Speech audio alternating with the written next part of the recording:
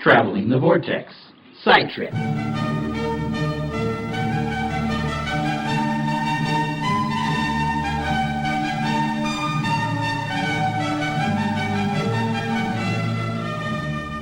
Well, this is better than the tent, isn't it? It's slightly, cooler than the tent, isn't it? And not quite as noisy. Was anybody in the tent yesterday? Yeah, so some of you managed to get out of hospital from the heat stroke and everything. Yeah, cool. I lost 3 stone. Did you? Yeah. And for those of you missing the tent, we can do the back. Whenever he talks, we can do that. Great. Well, we've got a panel today called Daleks and Cyberman versus Cybermen. That's right, yes. Does anybody know anything about them? Because we don't. Yeah.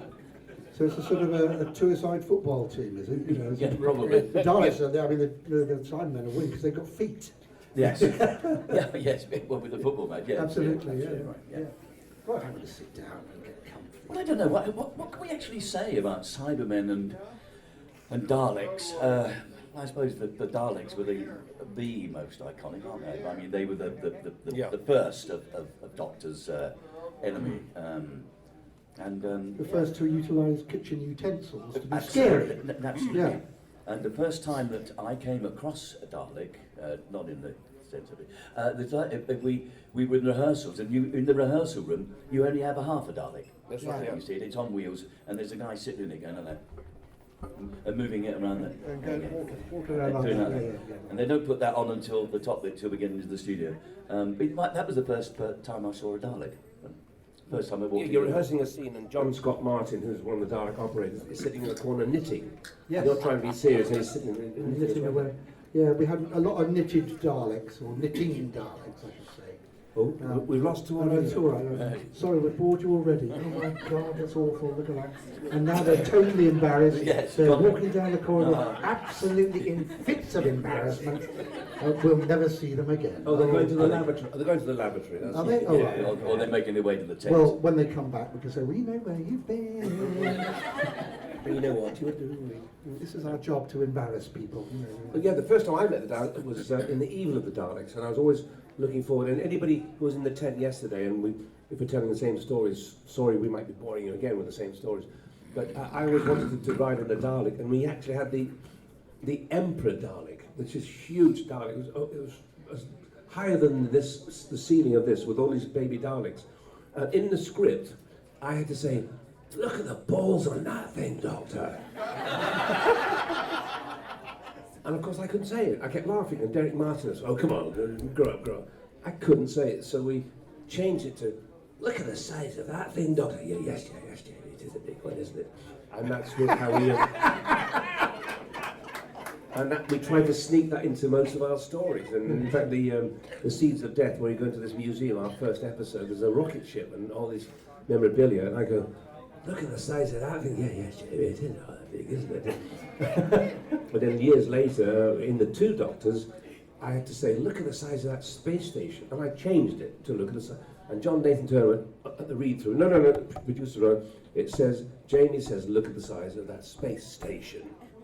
And Patrick said, no, stories. Jamie always says, "Look at the size of that thing, Doctor." And I go, "Yes, Jamie, it is a big one, isn't it?" So that's how we kept it.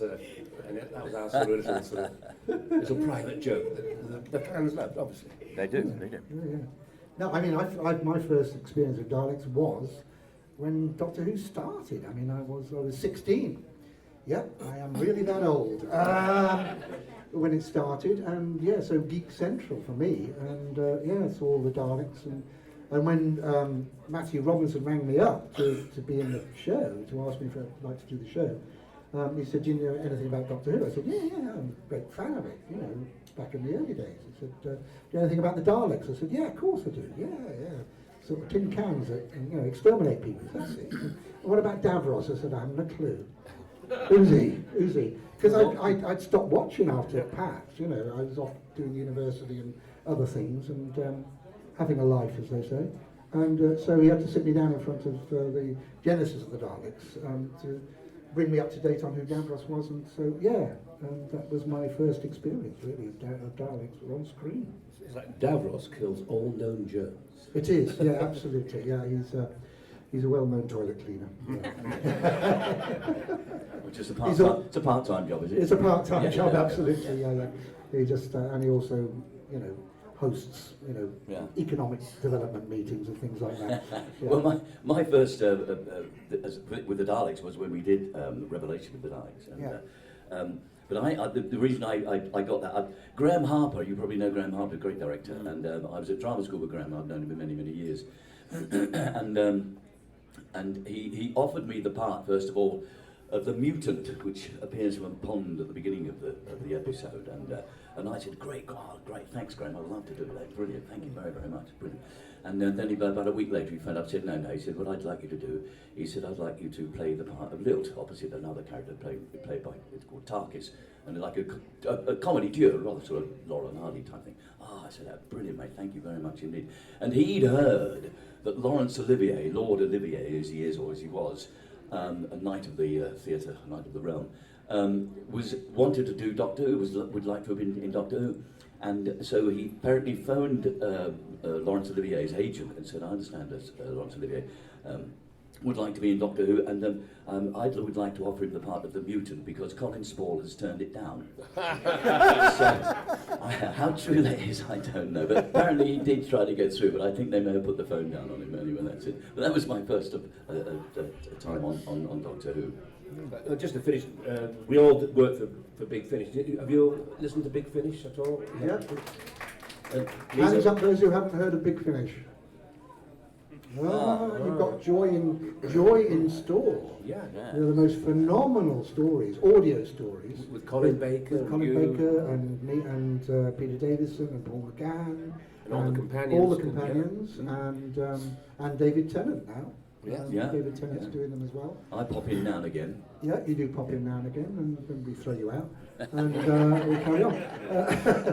But no, they're fantastic. And if you've got long driving to do, trust me, they're the best thing for driving. Yes. You know, you've got a long drive, an hour, shove the cassette in. It's a brilliant way to pass the time. It really is. But yeah, Big Finish stuff. And Lisa Bauman directs most of them. Yeah. And I'm always trying to get in Jamie-isms or Patrick things, and she always says, no, it's not in the script, it's not in the script. And no. And I was doing one called Lords of the Red Planet, and John Dorney wrote it. It was a lovely story. And I got to the scene, I went, Lisa, yes. I said, is John Dorney there, the writer? Yes. I said, well, you cannot cut my next line. He's written it. What is it? And it said, Jamie and the Doctor are looking at the rocket ship. The Doctor says, yes, Jamie, it is a big one, isn't it? Cannot cut it out. And that's in the Lord of the Red. My favourite line, Lord of the Red Planet. Yes, Jamie. Excellent. So, Cyberman. I actually played with Cyberman. No, that's I beg your pardon? I played with Cyberman. Yes, it's a hobby. No, I got invited by Matthew, having done Davros. He said, do you want to play a real person? You know, I said, yeah. But Cybermen are real people. No, yeah, partly. He said, I'm doing this thing called Attack of the Cybermen, and I need somebody to be this undercover police detective, you know. So, so I got to be killed by a Cyberman. Oh. Now, the great thing about Cybermen is they're really massive, and I loved it. David Banks was in it, and in fact, I now use that phrase "excellent" as Davros, but it was one of the Cybermen's phrases. David Banks always used it. Go excellent, you know, when he was crushing somebody or other.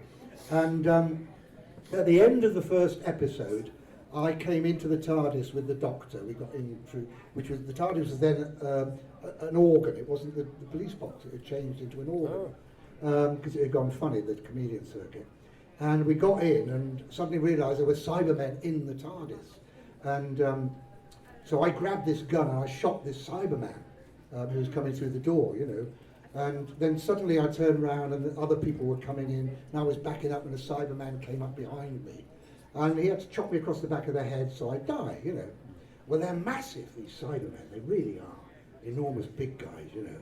And so this Cyberman lumbered towards me, and then it was a case of, die, you brutes, go on, lie down. So, can we do it a bit more butch, you know, can we have a bit more behind it, you know. So I had about 3 goes until he eventually nearly took my head off, as I lay across the floor. Then I got them in the box saying, Terry, we've got the wire that runs from the back wall to operate the TARDIS console, and we can see it when you fall. Could you fall so that you cover it? cover the wire, which was 16 feet long, you know, and I'm hardly that big. So I was having to do that as well. Now, the interesting thing about the TARDIS, and not many people know this, it has a self-cleaning system. If anyone dies in the TARDIS, the body immediately disappears. Now, this self-cleaning system was instituted by the BBC Accounts Department. Because I died at the end of the episode 1. Now, normally they reprise the end of episode 1 in episode 2. If my body had been there at the beginning of episode 2, I'd have got another fee. So the TARDIS self-cleaned my body, courtesy of the Cybermen. Yeah, but Bernard Holly got 2 parts because he got killed in the Tomb of the Cybermen in episode 1.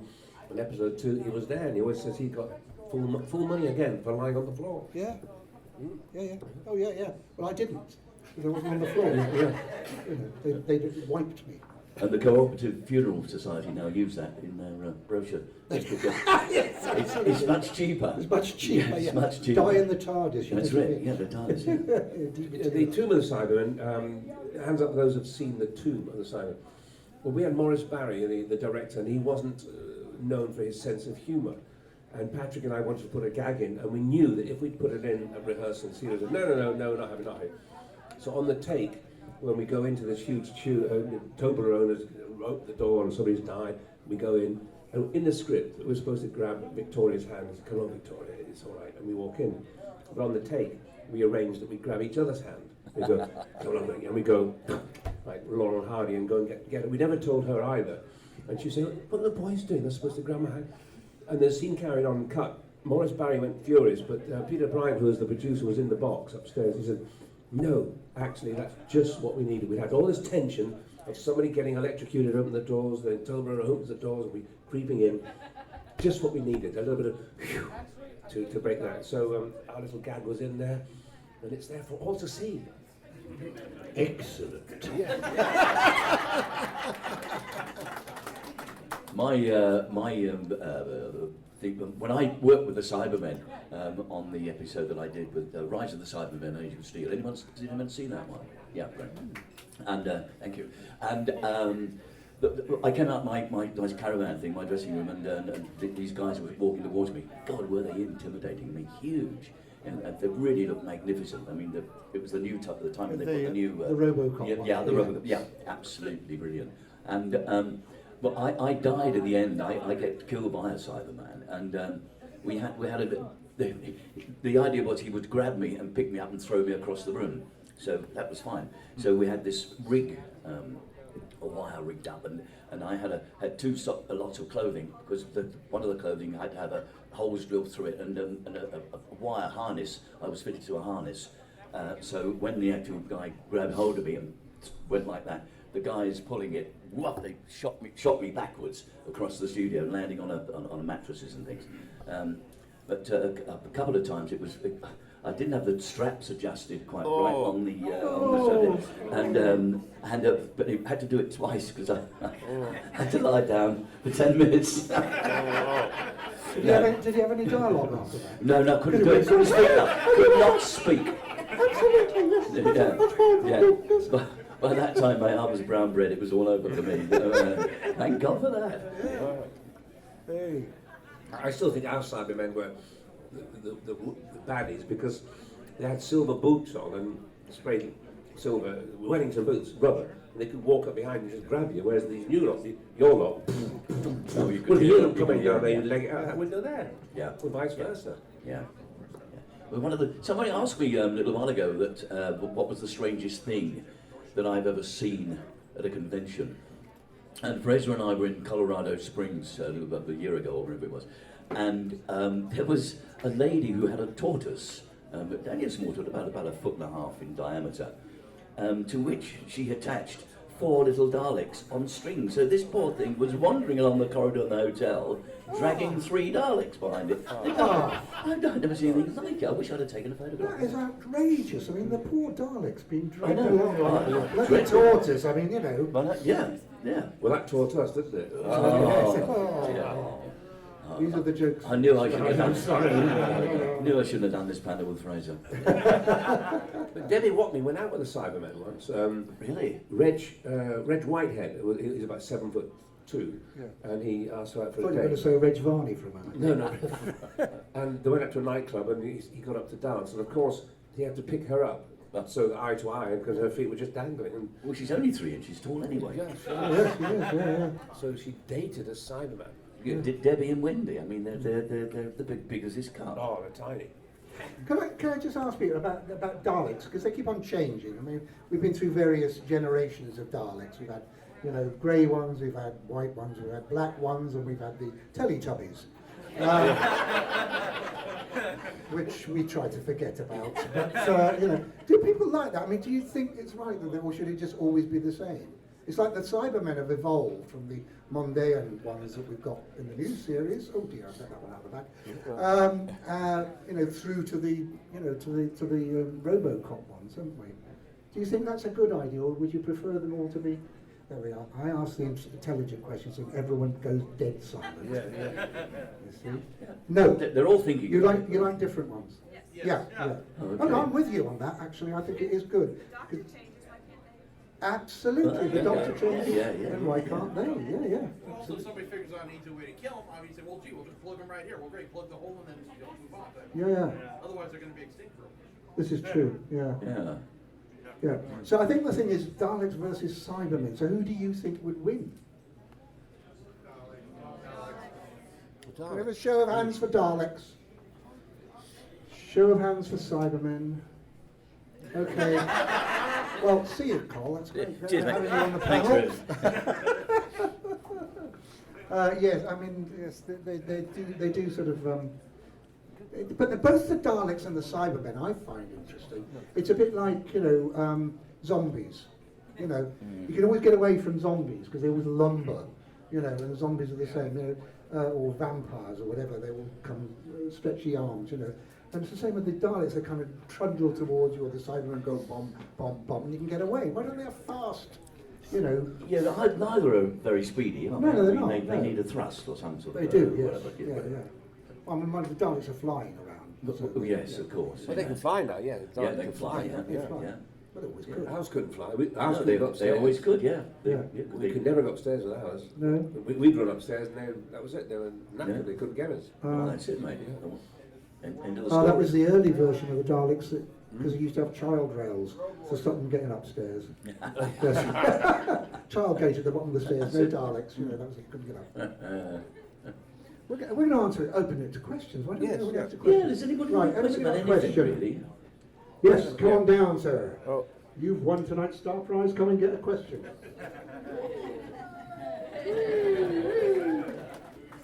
Cut the dancer, mate. Okay, so I've always wondered, you've played the role of Davros pretty much this whole entire time.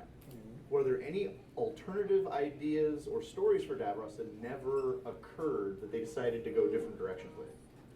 I don't know, we don't know these things. They No. kind of do them in secret. I mean, the only thing I like is the fact that when Big Finish came along, it opened up a whole new tranche of stories, because they could really go in places that they wouldn't do in the television. And we had, there's a mini series called I, Davros, which traces Davros's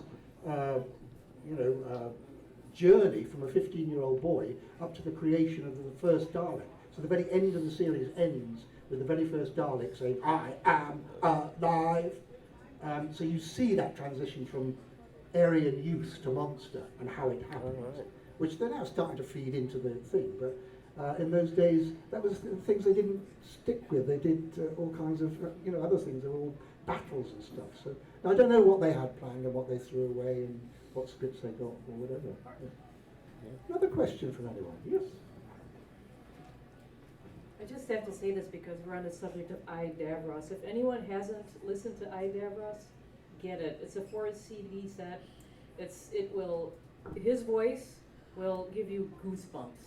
That's the best thing I've ever heard from Big Finish, and you've got to listen to I, Davros. Thank you. Yes, sir. Right, that's about Don't do a lot of rather personal. That's about telephone $300 you owe her. Yeah, I mate. do. See you later. Yeah, fine. Yeah. Yeah, you can get it Big Finish, and you can download it. So you don't have to get the CDs. You can download it, whatever. But there's a lot of Big Finish titles. They do all sorts of stuff. Frazer and I did Was it not the Dying Light? Was it? It was The Dying Light. Was it the Dying Light? Yeah, a companion chronicle. That's the only one we've done together, isn't Yeah, it? yeah, absolutely, yeah. Where Frazer was doing him and Pat. And Patrick. And I was playing a Time Lord called Stein, who had been trapped on the TARDIS when the Doctor first stole it and had got damaged, was trying to recapture the TARDIS and take it back to Gallifrey. And it was all to do with mirrors and things and the moon and things, was it? Was that one or was that No, one that was at a another time? one called the That Mirror was- Queen or something. wasn't it? Luna Romana. Yeah. Was Yeah. Wendy in that one? Wendy was in. Yeah, I think she was. I can't remember now. One of my favourite ones is that I did. It's called Salation Gambit, and as Terry said, I get it. We put it in a car, long journey, and you go, oh yeah, yeah. I'm going, oh, I'm playing Ben then. You know, oh, there's me, Jamie. Oh, I'm doing the Doctor. Oh, I play the old dowager there. Oh, I'm playing the Bat Manager. Oh, the Salation. Oh, I'm playing the monsters. Oh, I'm playing 9 characters out of the 10. So I got to my journey. I rang David Richardson. And I said, David, I was just listening to the Salation Gambit. I said, there's 10 characters in it, you know, and I played 9 of them. If you'd bought me a pair of tight jeans, I could have done Polly as well. Yes, they're very good at double casting people, so that it's saving them money. But, well, not that they pay anything really anyway. We only go for the food. Oh, yeah. But it's true. It's Absolutely true. Toby, who is the studio manager, he is the most phenomenal chef, and he produces in this cupboard. It's literally the size of the size of that table. Yeah, that's right. He produces the most phenomenal lunches.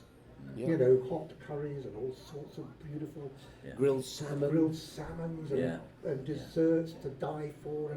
And he's doing that while he's actually still recording. He'll just nip out don't know how he does it. talking about something and fiddle something else and come back and suddenly it'll appear. So yeah, we just go for the food. Yeah. Brilliant. Another question. Yes, any more questions? No. Oh. Beating them into submission. Yes. Lovely. Yes. Thank you very much. Yes, sir. Come on down, sir. Ask your question. I don't know how. I was just going to ask, when are the Cybermen going to get an upgrade that lets them compete with the Daleks so they get more hands? I'm afraid the Cybermen are a bit like Microsoft computers. They fail all the time. They get viruses. Whereas the Daleks are Apple. And we don't deal with dark viruses.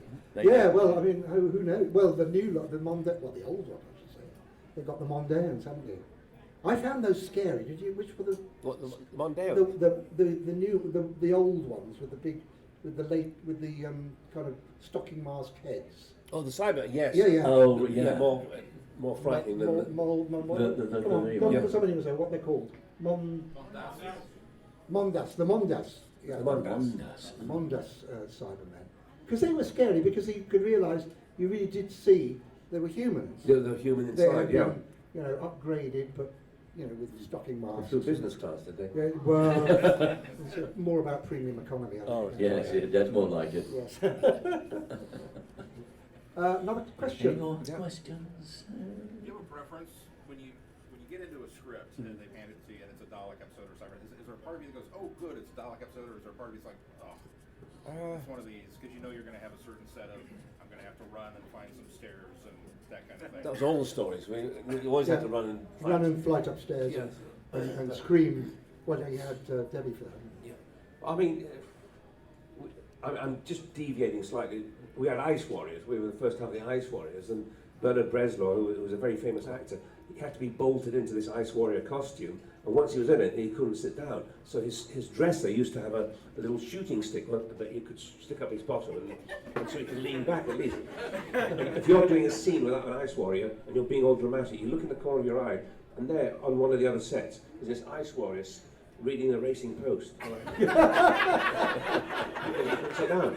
And the way the Ice Warriors killed somebody, there was a mirror, a very, very highly shiny mirror, but it was rubber.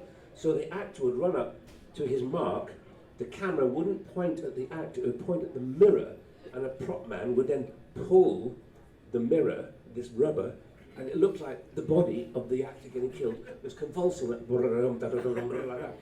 Once the Ice Warrior was chasing this extra who was going to get killed. Kill him, kill him. And the actor hit his mark, and the camera was there, and it popped around, and the handle came off. So the mirror stayed complete, like, and I swear, shit, missed the bugger.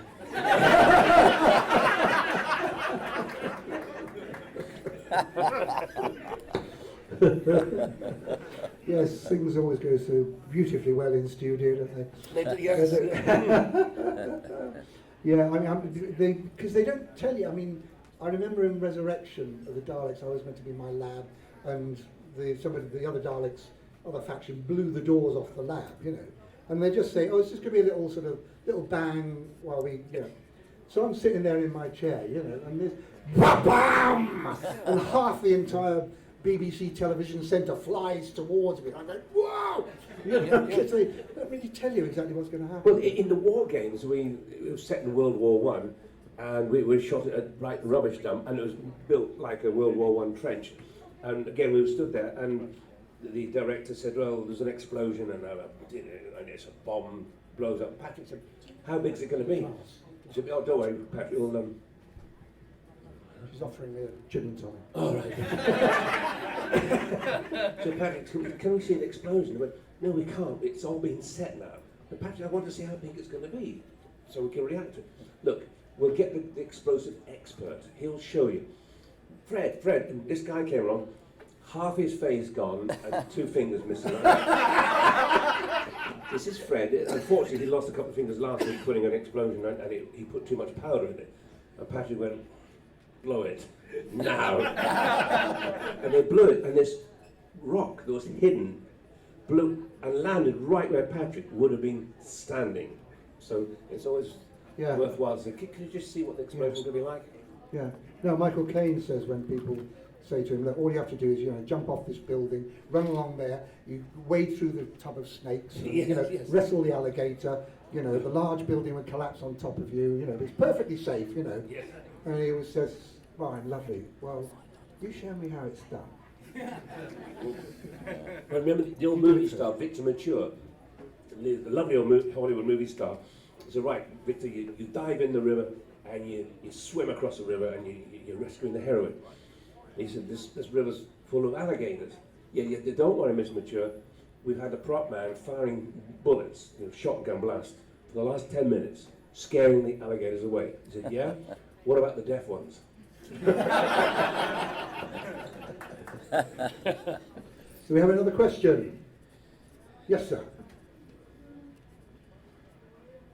I know when like props go wrong and you have issues and they're like you're under pressure, like let's move.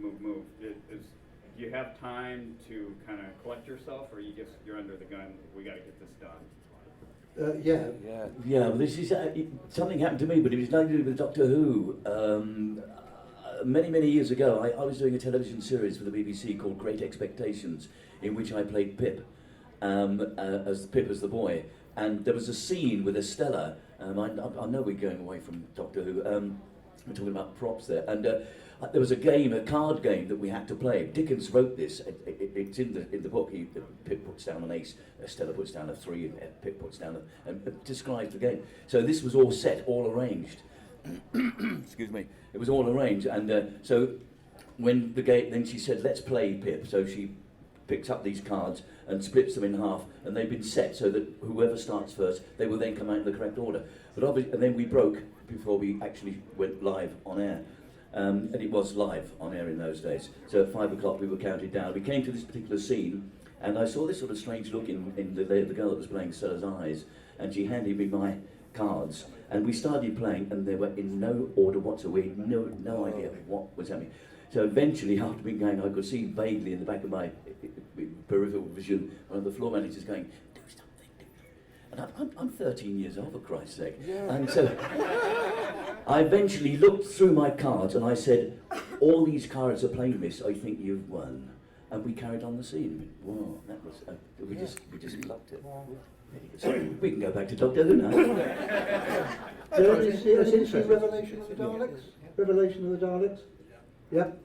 There's a scene in the laboratory where Davros's head is in a tank, swinging around, you know. So it looks as though it's just a head. And they built this contraption, so it just looked as though it was my head. And I was on a swivel chair, bolted into this thing. And they built it so it looked as though there was nothing underneath, with all these steel columns and things, you know, which is fine. So we're on the floor, they put me in this place. I start to turn around and start to take my kneecap off on the upright, because they hadn't measured me in relation to the thing. So they don't have time to do things. You know, we can't stop now and rebuild the thing so that it fits you, you know. So they come up with the bright idea of tying my legs up underneath me to the back of the chair. And I had to pull myself round with my hands, which was causing a fair degree of you know, discomfort. Yeah, absolutely. Not only discomfort, but you know, legs were dropping off. But bless him, Graham was doing that, and he realised what was happening. Thankfully, most of the stuff I had in that was either reaction shots or a couple of lines tops. And we shot all those scenes, bang, bang, bang, in about 25 minutes. And they released me and, you know, off to A&E for the rest of the day. But yeah, one suffers for one's art, but, and things do go wrong, but usually they get around it. Was there a big queue at A&E when you had to go? Was it? It's massive. I was at A&E a few weeks ago, and the queue was so long that the bloke at the head of the queue was in for a musket wound. All right, okay, fine. Back to Doctor Who. Back to Doctor Who. Doctor Who, yes. I was asked to do Was the that, five. which episode was that? The musket wound one? I was asked to do the 5 Doctors, and I was doing a soap opera at the time called Emmerdale Farm, and they wouldn't release me. So JNT said, "Well, if you've got a couple of days, Fraser, I want you to do it." And I got sort of 2 days, Wednesday and Thursday, and I said, "I've got next Wednesday, Thursday." I said, "Right, I want you in it. I want you in it." I was supposed to be with Patrick all the way through, but they made him the Brigadier join him instead. And it was just those 2 lines in the 5 Doctors. "No, the Brigadier's right. Ah!" That was it. And I thought, I want to go down and see Patrick again. So I went down, went to the Acton Hilton, which is the big rehearsal room the BBC used to rehearse in, and there's Peter Davison there, John Pertwee, all the doctors. And I saw Patrick and Wendy, we just leapt on each other, we rolled over, giggling and laughing, and, you know, tickling. And John Pertwee, he went to Sarah Jane, "You never do it to me. Tickle me, lie me on the floor, tickle me now. Go on, you know, we had so much fun." And at the end of it, J&T said, "Well, Fraser, it was so much fun, do you want to do some more?" I went, "Oh yeah." He said, "Well, I'll put in the 2 Doctors." So a year later, I did the 2 Doctors with Colin and Perry. Yeah. Nicola Bryant, yeah. Sorry, senior moment. So if I hadn't done those 3 lines or 4 lines, if I said I can't be bothered on my day off to do those 2 lines, I would never have done the 2 Doctors. But that was, we flew to Seville in Spain, but the wigs didn't turn up. And so for 2 days we sat by the swimming pool drinking and swimming and waiting for these wigs to arrive, and they never turned up. So in the end, Peter Moffat said, "Well, look, Patrick, you just have to go comb your hair forward, and the makeup, I had to arrange Cassini's hair and everybody else's hair," and that was fine. Because we were 2 days, we lost 2 days. But at the end of the 10 days, Peter Moffat came into the bar one night and said, "Well, we've shot everything now. We were 2 days behind. It was such a happy shoot. Everybody knew the lines and everything. We have to stay for 2 more days because the charter jet can't come over early and the hotels are booked. So go to your hotel rooms, work out any scenes that you think could then be from the studio put into location." So we went upstairs, met for breakfast the next day. I said, "That scene I do there, couldn't Colin do that?" And in the end, we sort of caught up and there's more in the 2 Doctors, there was more location stuff that should have been in the studio, because it was such a happy shoot, and Peter Moffat was such a lovely, lovely director, and we all get on so well together. Because normally if you're 2 days behind, you don't, you're chasing your tail, thinking quick, act faster. But, I mean, there is a problem with Doctor Who, I mean, and coming back to do things. I very nearly didn't do Remembrance of the Daleks, because I was actually... You forgot. Yeah, I couldn't remember a thing. The what? I don't know whether it is. But I was actually working on a series at Central called Tales of Sherwood Forest, which was nothing to do with Robin Hood. It was it was about a wine bar in Nottingham called the Sherwood Forest, run by Pete Postlethwaite, who had this fantasy about turning it into Rick's Bar from Casablanca. And it was an Alan Plater idea. So we had these sort of double. You were double cast. You were cast as myself and 2 others, Jack Carr and Bernie, were cast as the version, Nottingham's version of the Krays, the gangsters. But we were also the Nazis in the Rick's Cafe American version as well. so everybody became the character in Casablanca. And so I was right up to my knees in that, because there was about 6 episodes of that. And they came through and wanted to do this. And there were days, obviously, you film, and sometimes when you're in episodes or not needed. So I went to the director, Peter James, I said, look, is it possible I get these days off? He said, no, I don't need you. So I said, JNT, well, I'm sorry, I don't think I can do it. And he then contacted the producer, and they went into this negotiation of a sort of a lease lend, where I was lent to the BBC in the morning, but Central had me in the afternoon. And I couldn't go into the studio if we were filming, so that's why I actually ended up with 1 day in studio. That's all I did, because I was meant to be doing the battle computer voice and all sorts of things. So yeah, you can nearly miss it. But JNT was very faithful to his actors. He really, if he wanted somebody, because when I first did it, it was only because Michael Wisher wasn't available, and I assumed he'd be back the next time. But JNT liked what he saw, and they'd done a new mask. He said, look, come back and do it again, and then wanted me to do it again. Yeah. You know, so he was a great producer. He was. Who's it? The boring What? game. Playing a game. Yeah, okay. What level are you on? Yeah, 6 into 5-3, 5 on to 3-4 now. Now press that button there and you can go.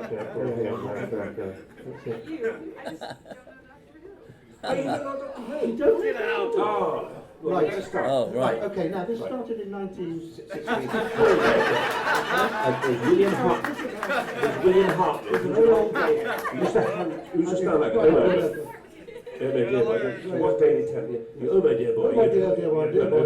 You know, He was very cross all the time. He was a grandfather. and there was Caroline Ford was down there. Down there, curly hair. No, that was Wendy Padbury that was down there. No, it's Caroline Ford. Oh, Karen. Oh, yes. Forget all his lies. I don't know this thing done something. You know, I better die and regenerate into the gunslingers. Well, I know, terrible American accent. Hey, go for your gun. You know, just go for mine. Terrible like that. And then Patrick Troughton. Hello, Jamie. I'm Patrick Troughton. And the other penny whistle. And I was the best like this. I had to kill my life. I was the best as a Highlander. And then put a penny whistle on the corner. Long hat, and then the hat didn't work. Got rid of the hat. And eventually he regenerated into John Perry. The whole thing went around, the other way around. Well, where's Betsy? I was getting to Betsy. Betsy was his car. It was a like yellow car. No woman. They go all over the place. Then there was the big Colin Baker. The big Colin Baker. Colin Baker. Jelly baby. The big scarf. Big scarf. He looked just like that. The hat as well. And they had Lilo. And they had Lilo who had the... She had the legs and all. Yeah, she was an Amazon. An Amazon, yeah. And then he just came and something like this cricket man. And then Colin Baker. Colin Baker was like... Peter Davison's name. Peter Davidson. A young attractive. Played cricket a lot. And he had Janet Fielding, she was an Aussie kind of, she was air hostess kind of thing. And all of that. Stan me and the strange guy who looked like Spock. Adric, what a person he was. Adric. Yes. We don't talk about Adric. No, and a bit like Harry Potter, but you know, better. Then Colin Baker, very tall. Very tall and very surly, you know, so yes, it's time for me to be here, just in time. And then Perry, I'm doctor, and the man said that, it's just Perry, that was Perry. And she had shorts on as well. He didn't actually die. But suddenly Sylvester McCoy became Colin, and then you know, sort of, what do you think now? It's called as a Dalek. And then he came in. Yeah, hold, I'm coming on soon. You'll be, wait, just wait, we're nearly there. So then he went away, and then they had Christopher Eccleston, and they had 10 years off. They had Paul McGann. Oh yes, with a lot of American people. Paul McGann. With the long hair and looking like a shirt. Yeah, absolutely. And then your Christopher dad, Eccleston. Christopher Eccleston came on, and he wore black leather. You know, and he wore the costume that Colin Baker should have worn, because Colin Baker had this costume that was made out of all sorts of panels of different material, and looked like just a, Technicolor Dreamcoat, all of that. And then Yeah, no, then, where are we at? Are we at you yet? I think you missed me, love. I've gone. Straight past me, you've gone, mate. Did you? Oh, no. No. You're coming up. Yeah, no, another 34 years. We're nearly there. I We're nearly there. No, David Tennant, who's David Tennant. He's very Scottish. He's very Scottish, yeah. But He he did plays a all terribly kind of English Cockney, accent, so, you know, yeah, and a very Cockney. tall, long coat. And a long- and very sort of, Somebody's dressed as new David teeth. Tennant. That's interesting. Yeah. And plimsolls, yeah, And plimsolls and Converse trainers and all of that. Yeah. Get into the Converse and Doctor Who. And Jury, are we there yet? I think we're getting very close. Getting up, close. I yeah. think she's up to date now. She's nearly up That's to date. where we are. you see. Nearly up to date, and then Can there's you- Matt Smith, floppy Oh, bow yeah, tie, yes. you know, And hand movements like and hand and sort of, yeah, a bow all tie, that, bow tie, yeah. and a fez. And the fairs. And a fez. Just like that, Yeah, yeah. just like that. Like Can you that. can you tell us what you know so far now? Can you give us a There'll be a test. can you give us a rough précis? Who was the third Doctor? Yeah. And what episode did I come in at? Yes, we haven't got. Oh, skipped it. Yeah, we skipped it, yeah. I think that's how we are. Yes, there we go. There we go. We enjoyed that. Well done, guys.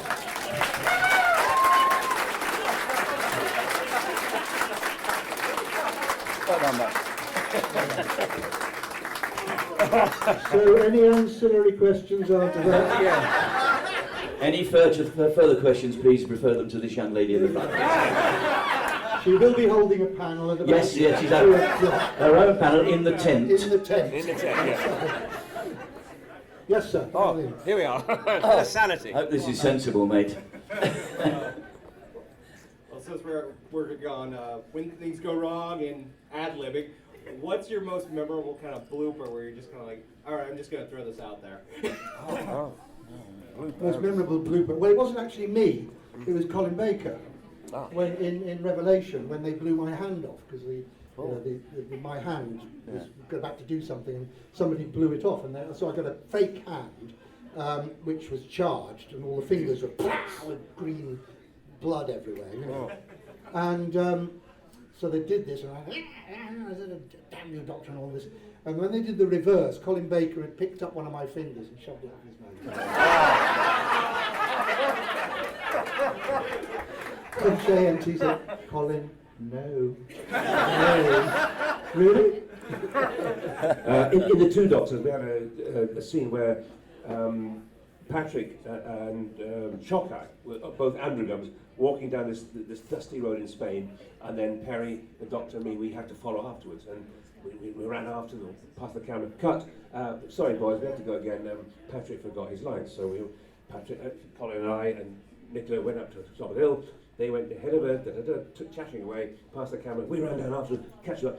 Cut. What's his name? John Stratton forgotten one of his lines. So Colin. So we went back up there, put our glasses on, and sat back, had a quick. Oh, right. Another take. We did 5 takes. The 6th take, we ran past the camera. Cut. We've got to go again. And Colin went, "Why? Why are we going again? Why are we going again? We've done 6 takes." Colin, you still had your sunglasses on. Oh.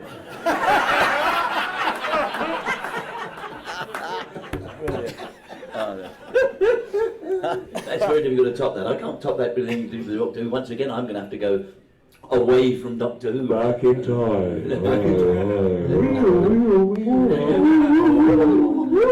I was doing a television series many years ago. Once again, Oh, that's good. thank you. Thank you. I'll make it very quick. He said that to all the girls. You notice I did stop there for that. I was doing a telly series many years ago as a young actor. It was maybe you may have read this book called Heidi. Did any ladies? Yes. It was a book called Heidi by Joanna Spryer, I believe it was written by. And it was all set in Switzerland. Of course, the BBC did not have the money to fly us all out to Switzerland on location, so we filmed at the local zoo called Whipsnade Zoo, which is in somewhere in about 10-15 miles out. Whipsnade Zoo. In Whipsnade. It's in Whipsnade. Another senior moment. And we were filming, and there was this scene where I played Peter the goat herd, and we had this young girl Heidi, and it was supposed to be the mountains, the Swiss mountains, and I had this scene when I was herding about sort of 20 goats up the mountainside. And we had the goat wrangler there, and he got all the goats in a sort of some semblance of order, ready for me to, and we got the cue to action. So I started herding them, and I don't know, using herding phrases like get that, move on, and things like that. And eventually we said, cut. They said, cut, stop. So I said, why have we stopped? And they said, look, and we all turned around. And at the back of the set were 3 kangaroos going, bam, bam, bam. Switzerland? Right, another question, sir. High on the hills. I've got one for Colin. Oh dear. When you played Mr. Crane Yeah. in the in the Cyberman two-parter, did you find any? Did you bring anything to that role from somewhere else? Because that character is genuinely creepy because he's really kind of a gentleman, and he comes across just as an every guy, but he actually comes out to be very creepy because he's kind of the henchman. No acting required. No. And he did bring his own suit. Yes, I did. Yeah. No, I don't know. I can't think that I did anything. I had lots of things going through my mind at the time, but the thing with that is, the difficulty with that is the fact that we didn't have rehearsal time. You don't have a lot of time to build up a character. Because it's not like the old days when I did the Revelation of the Daleks, you don't have time to build a character because you learn your lines, you go up to Cardiff and you have a sort of a vague idea of the way you want to play it, and hopefully the director's going to say, yeah, I like the way you're doing that, Colin, and then you word run and shoot it. So yeah, there's a lot of things going through my mind, and maybe they all gel together at one particular. I really cannot say. But it just happened that way. But yes, he did turn out to be a bit more of a gentleman. He did sort of realise the error of his ways in some respects. But yeah, but it's a good question. But thank you for that. Thank you. It's a question you get a lot. People, how do you play? And I remember Tony Hopkins being asked about Silence of the Lambs. He said, how do you do that? How do you create that evil? He said, basically, don't blink and talk very slowly and quietly. And that's it, that's all he did. So technically that's all he did. Did not blink when he was on camera. When I was a little boy, I've always wanted to do a cowboy film, and John Wayne was in England doing, I think, Brannigan or McHugh, one of those films, and I was doing another film at another lot, and we met in the corridor, and I said, Mr. Wayne, I love cowboy films, you're your biggest fan. How do I get into cowboy films? He said, son, just walk slow and talk low. Was it? Another question? Yes, sir. Go on, Mr. Gumby. Very good one. Nothing to do with brains, I trust. There's no brains at this table. I'm sorry. Come and join us. I'm in my room. This question is actually for anyone who would like to answer. If there was a single part of the Doctor Who universe that you could have as a real part of your life, what would that be? While we're thinking about that, I remember talking about brains. There was a thing, they would have the Brains Trust. There was a big radio program where they'd have these very erudite people come around and talk about things at RAF camps, and they put up this thing tonight at 7, come and watch the Brains Trust, and somebody just removed the T at the beginning. So at 7, come and see the brains rust. So where do we want to be? I'd like to be in Leela's bedroom, I think that's it. You'd like to be in Leela's bedroom, would you? Well, Leela and Jamie were the only 2 characters or companions to carry knives or carry any weapons at all. Yeah. And I always have this fantasy of say, Tom Baker tied up and the water's rising, and I go, I better cut the rope. And she says, no, he is my doctor, I will cut the rope. So no, you're the wee lassie, I'll cut the rope. No, I am not the lassie. Then we have a fight and we wrestle on the ground. She's wrestling, and he's going, for God's sake, somebody cut the rope, and the water. I rip off her loincloth, and she says, no man has ever done that to me before. Come, she kisses me, I'm just going upstairs for a shower. Leela's an amazing character, I have to say. One of the first experiences of cosplay I ever had was in Chicago. You as Leela? Oh. No, not me as Leela. No, but this fan came dressed as Leela with a beautiful, costume. Wanted me to sign the costume, and I suddenly got cramp in my right wrist because they were over 27 stone and they had a beard. Oh. And I just went, oh, really? He said, yeah, come on, just sign the costume more. I'm going, right, okay, fine, lovely. But I had a Leela, and she was gorgeous. Yeah. She had these long legs and loincloth, and she said, Frazer, would you mind signing my leg here? And I signed my full name. Frazer Simpson Frederick Gall Willoughby Farquharson Hines.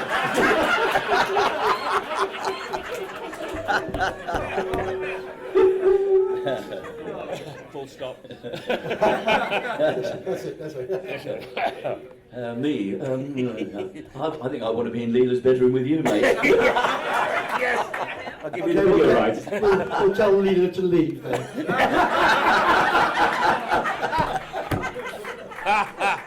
I don't know where I knew we should have done this panel I know, we should together. have together. Fatal. We've never done a panel. The three of us. This is the first time ever. Ever we've done a panel Yeah, together. we've always done a different panel. You know, with Yeah, somebody else. at an event. We did a panel together, didn't we? Yeah, we've done a couple of penalties, yeah. Yeah. Oh, it's been great fun. Really. No, It's enjoyed been it. lovely. I hope you've all enjoyed it as well. Yeah. How's the game going? Yeah. You're never there yet. Have you hit the big boss yet? Okay, thank goodness for that, right. Another question. Have we got another question? How long have we got? We've got time Have for we got another- people with large... Probably got time for another. Yeah, we've got time for another. Yes, All right. over there. One more, yeah. Lady here. We'll come back to you as well. No, you had a question already. And you snitched at us earlier. I just had a quick question for you, Frazer. So, are you aware of the Outlander series? Yeah, yes. So, how do you feel? I mean, I don't know if everyone else knows that Outlander is, but the main character, his name is Jamie Fraser, and the author started writing these books as almost a Doctor Who fan fiction, which, turned into a whole other thing. So, how do you feel about, somebody taking that character that you basically owned and then turning it into this whole other thing? I loved it. In fact, when I was in this soap in England, Emmerdale Farm, I got a book from Diana Gabaldon saying she'd watched me in the war games and liked the kilt and the legs and everything. And she said she went to church the next day and all she could think of, looking at the vicar, thinking of my legs and the kilt and all that. And she wrote this book and she sent it to me, and I took it to the head of drama at Yorkshire Television and said, we've got to do this, and I want to play Jamie. This is going 30 years ago, so I couldn't play Jamie then. And they went, oh no, it's far too expensive, we can't do it. And then the next day I knew that they were making the TV series, and I wanted to be in it, obviously, and I think they offered me, do you want to be Jamie's father? But there's no dialogue, it's only in flashback. Well, flashback on television there's no dialogue, so it's only 5 seconds. So I thought, no, I want to speak. So I did Sir Fletcher Gordon, and I keep dropping hints saying I think Sir Fletcher should come back. He should be in just that one episode. But no, it's great to spawn something like that, and that's how it began. Just Diana watching an old, and I thought she called it Jamie, obviously Jamie Fraser after me, and I met her once at a function. She was signing all these books, and I was doing a radio show, how Jamie meets Diana, for Radio 4, and I stood at the back of the queue with my sound recordist, and as we got to the end, I had the book that she'd sent me 30 years previous. I said, can you just sign that to the original Jamie? She said, to the original. Oh my God, how? And we met up, and it was great, but no, I'd like to have done it. I think Yorkshire TV should have made it all those years ago, because look at the hit it is now. It's marvellous, and it's nice to be part of it like that. But thank you for the question. Thank you. Another question. I think we've got time probably for about another couple. Yes, sir. Is there a Dalek or Cyberman story that you want to do and haven't? Is there a Dalek or Cyberman story you want to do but haven't? That's animal with vegetable connection. The Cyberman captures Leela, rips off her lollipop. Jamie comes to rescue her. And I help you. Yeah. And then Davros genetically re-engineers her into a Dalek. Yeah. Yes. We don't know. I mean, you come up with all sorts of I think ideas. we really would. Can you name all the Doctor's companions for the year 1963? Yeah, please. And in your own time. Yeah, that's okay. Is this your mum? Yeah. Is this your mum? Run, Frazer, run. I'll teach you not to listen to our panel. Ladies and gentlemen, we're gonna wrap it up there. But thank you so much for watching this. Thank you, Thank you very much. Thank you. Hope to come and see my show tonight at 8 o'clock in here. It's a bit of a bring a beer with you. Thank you.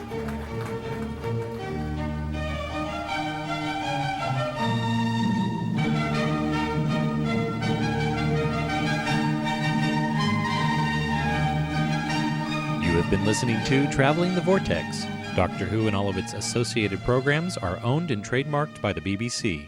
No infringement is intended or implied.